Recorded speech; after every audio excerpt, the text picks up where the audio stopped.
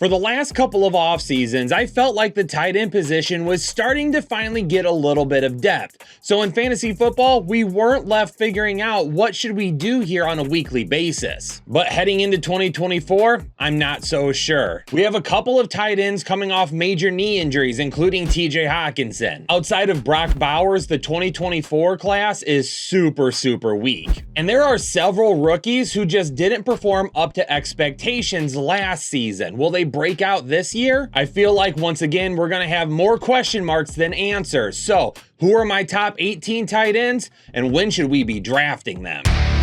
Last year, the positional value argument won out. Everybody was like, hey, Travis Kelce is far and beyond the best tight end that you can have. So we need to be drafting him as early as possible. And this led to Travis Kelce being drafted in the first round in a lot of leagues and at the very latest, early second. And unfortunately, he didn't return that value. And we saw some other guys at the tight end position return later value, making those fantasy owners look super smart. So how big of a mix-up will we have in my top 18 tight ends post-free agency? We're gonna dive into number one, it's not Travis Kelce. We're going with Sam Laporta. Listen, for the last couple of years, Travis Kelce has kind of been the default tight end one, but after the season that Sam Laporta had as a rookie, in that Detroit Lions offense is such a big part of what they do. You have to imagine that his 2024 season could possibly be even better,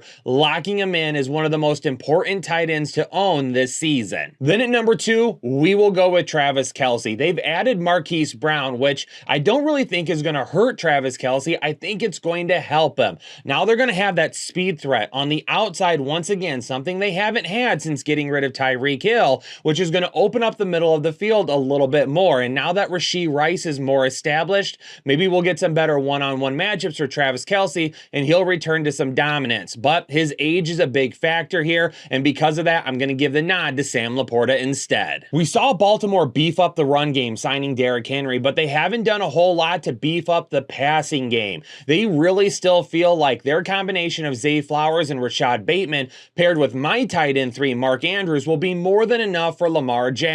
And as long as Mark Andrews can stay healthy, he's going to get a nice amount of targets, and we all know the damage that he can do when he gets those targets. He could be a really safe bet this year, and again, as long as he stays healthy. At number 4, one of last year's breakout performers, Trey McBride. This guy absolutely heated up at the halfway point of the season and dominated the tight end fantasy points the rest of the way. And while it seems inevitable that the Arizona Cardinals are going to add one of the top tier wide receivers in this draft class, I don't think it's going to be enough to take away targets from Trey McBride. Him and Kyler Murray were absolutely on the same page last season, and I really anticipate we're going to see Travis McBride give us a full slate of tight end 1 performances this year. And number 5 is going to be George Kittle. I don't really have a ton to say about him. Why? Because it's pretty cut and dry. When he's healthy and he's on the field, he has one of the highest upsides of any tight end in football. But unfortunately, he does deal with injuries from time to time.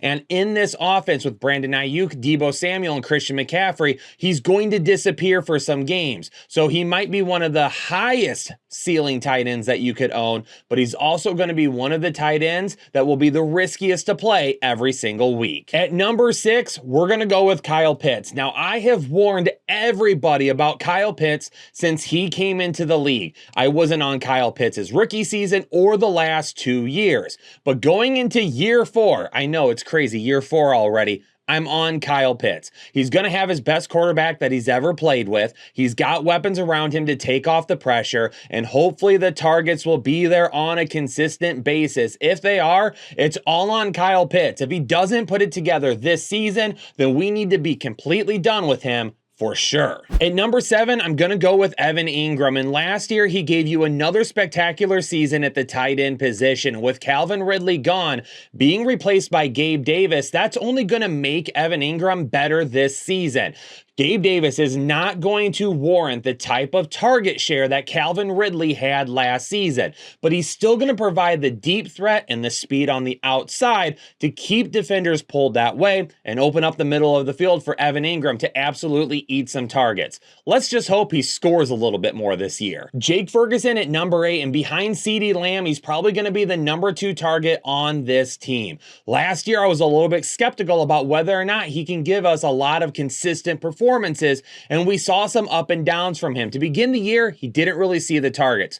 Middle of the season, he started to see the targets and he produced. And the rest of the way, he still saw a decent amount of targets, but he just didn't give us a consistent number of top fantasy games. Hopefully this year, Dak Prescott looks to him as the second option on this team. At number 9, we're going to go with Dallas Goedert. Now, his 2023 season got off to a little bit of a slow start. He didn't have his first tight end 1 performance until week 5 when he finally went over 100 yards and scored a touchdown for the first time. And he also missed a small chunk of games in the middle of the season as well, which really made his value very up and down. And now they've added Saquon Barkley as well to reinforce that running game and potentially run the football a little bit more than what they have in the past and keep things more balanced. With A.J. Brown and Devontae Smith being guys on the outside that can beat any team, any defense, any cornerback, anywhere, anytime, Dallas Goedert is going to have a lot of open opportunities. But how often will Jalen Hurts actually look his way? Dalton Schultz at number 10 had a fantastic season last year with CJ Stroud. It did take a few games for him to really get going, but when he did, he became a consistent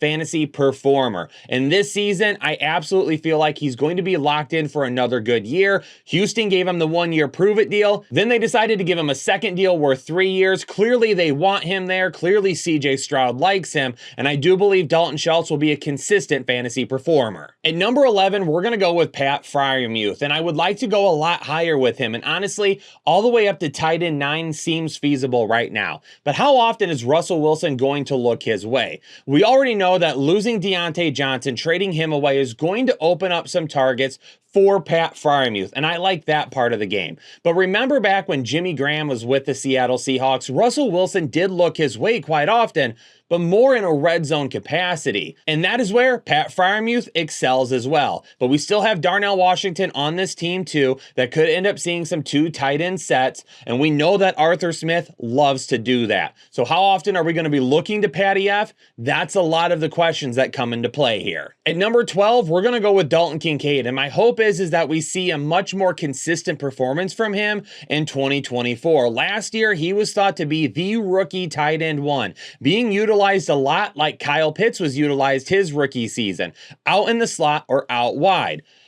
And once again, like I warned everyone about Kyle Pitts in his rookie year, that's not always a recipe for success with the tight end position, especially as a rookie. Now, hopefully that he has a year under his belt, and with Gabe Davis being gone, Dalton Kincaid is looked at a lot more consistently this season. But it's the inconsistent performances that are going to leave him down here, because I do believe he could have some big games, but I also believe he's going to put together some duds that absolutely make us shake our head and question why he's in our lineup. TJ Hockenson at number 13 is going to kick off the back third of my top 18 rankings. And we know that TJ Hockenson is going to miss some time after tearing his ACL. But TJ Hockenson is good enough that even if he comes back, let's say at the midpoint of the season, he could still put together enough really good performances to give himself a really good value in the second half, even if he'll be outside the top 12 for the entire season. So I want to keep him in here and right in this area, because I believe at some point he is going to make an impact this year,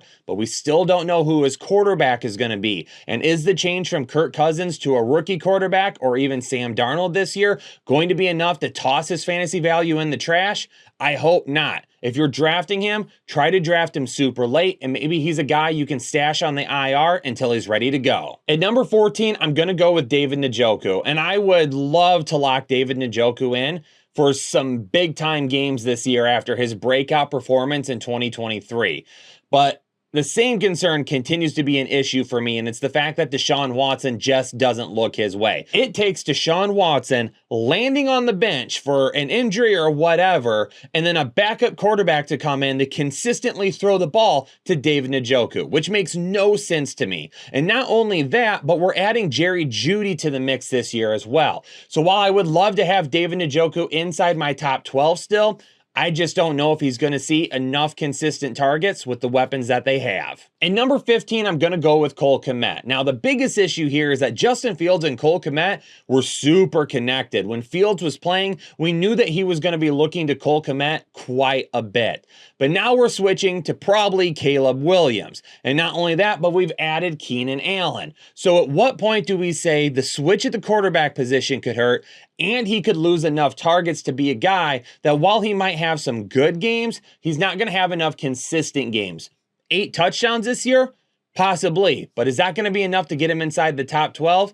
I don't think so, and I don't think he has the receiving numbers to push him up there either. In number 16, we're going to go with Hunter Henry. Now, there's not a ton of receiving options in New England, and it's still kind of a mystery. What are they going to do at number 3? Are they going to trade out of it? Are they going to draft a quarterback? Is Marvin Harrison Jr. going to be in play for them? We just don't know. But they re-signed Hunter Henry. They let Mike Gesicki walk, and clearly they believe that he's a pretty decent part of this offense. And yes, there was a lot of inconsistencies last year, but on the very front of the season, in the very back of the season, he gave us some pretty decent performances, and we just have to hope he gives us more of those this year. In number 17, Darren Waller. I don't know who the quarterback is going to be. I don't know if Darren Waller can stay healthy. I don't know if they're going to try and draft a wide receiver or if they're going to roll into season with what they already have. There's just way too many question marks with a guy that potentially you could pencil in for missing 5 games this season. So for that reason alone, I'm going to keep him here in the back half of the rankings, but I just don't think that he's a guy that we can trust consistently. And at number 18, I'm going to go with Mike Gesicki. And I mentioned his name a minute ago alongside Hunter Henry, but Gesicki finds himself in Cincinnati now. And the tight end position has always been interesting in Cincinnati because there's been a thought that if you're a tight end in Cincinnati, there is going to be an opportunity for you in this offense. Maybe not a ton of opportunity. Jamar Chase and T. Higgins are going to see their fair share of targets, but you've lost Joe Mixon. You traded him away, and he saw a decent amount of targets out of the backfield last year. You're not re-signing Tyler Boyd, so he's gone to free agency, and his targets are up for grabs as well. And we know Mike Gesicki is a complete tight end, is not very good. He's not a great blocker, and he's not a guy that you want to play on the line a whole lot. But in for sure passing situations, Mike Gesicki does a pretty decent job. And if he can find himself as the number 3 target on this team in the 2024 season, there is definitely some top 18 potential here. And honestly, Mike Gesicki could go even a little bit higher. Now it's your turn. In the comments down below, let me know, is there anybody outside the top 18 that you feel like should have been in there? Is there anybody you felt that was too high that should have been lower, or maybe too low that should have been higher? I want to know down in the comments below, and I'll get to as many of them as possible. But before you get out of here, YouTube's going to recommend our last video to you. If you haven't seen it yet, make sure that you check that out.